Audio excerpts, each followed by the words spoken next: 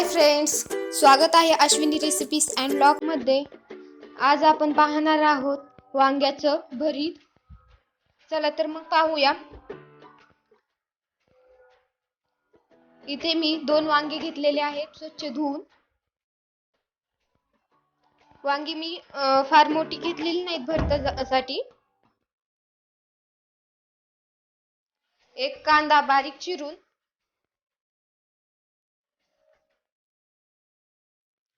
मसाले घेतलेले आहेत। त्यामध्ये लाल तिखट, हळद, चवीनुसार मीठ, जिरे, मोहरी, कोथिंबीर, गरम मसाला घेतलेला आहे।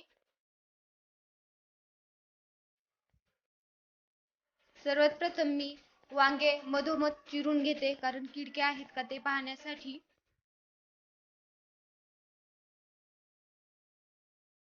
दोन्ही वांगे मी अशाच प्रकारे चिरून घेते।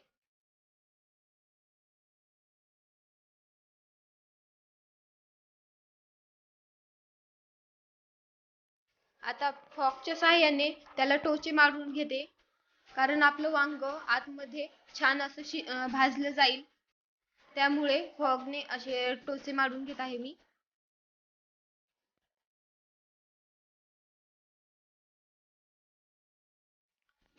दुसऱ्या पण वांग्याला तशाच प्रकारे टोचे मारून घेते।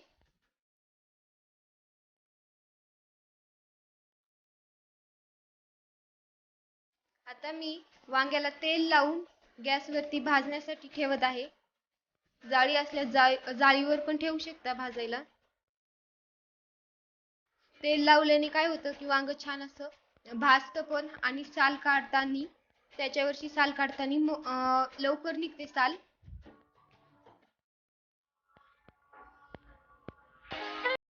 अशा प्रकारे मी जाळीवर भाजून घेते वांग।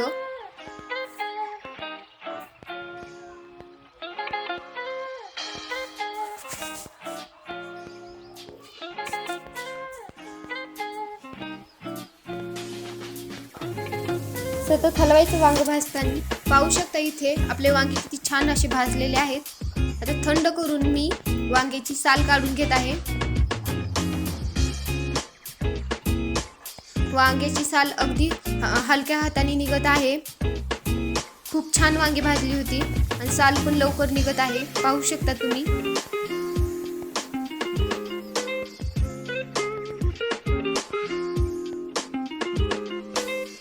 साल लवकर निघत आहे, पाहू शकता किती छान साल निघाली आहे। अशाच प्रकारे मी आता दोन्ही वांग्याची साल काढून घेत आहे।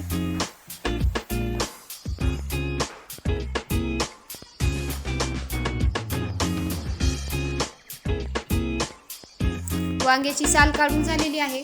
फॉकच्या साहाय्याने मी आता वांग कट करते। देठाचा भाग पण काढून घेत आहे। त्यात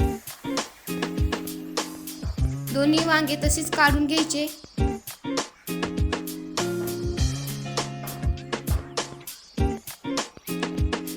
मी फॉगने मॅश करत आहे, किंवा मॅशरनी पण तुम्ही बारीक असं मॅश करू शकता।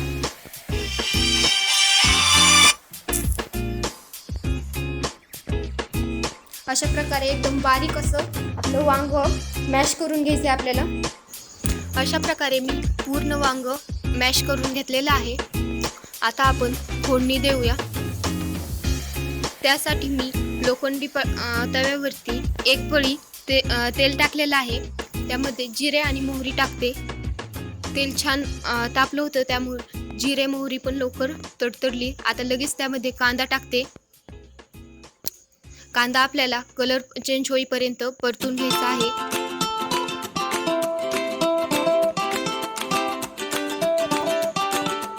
सतत हलवत राहायचा आपला कांदा। आता कलर चेंज होत आलेला आहे। त्यामध्ये लगेच मी लसूण टाकत आहे। मी लसूण ठेचून टाकलेला आहे, त्यापेक्षा तुम्ही लसूण पण टाकू शकता, किंवा लसणाची पेस्ट टाकू शकता। आणि आपल्याला कांदा आणि लसूण चांगलं परतून सतत हलवायचं। पाहू शकता आपल्या कांद्याचा कलर चेंज झालेला आहे। त्यामध्ये मी चवीनुसार मीठ टाकते। पाव चमचा हळद, 2.5 चमचे लाल तिखट टाकत आहे मी।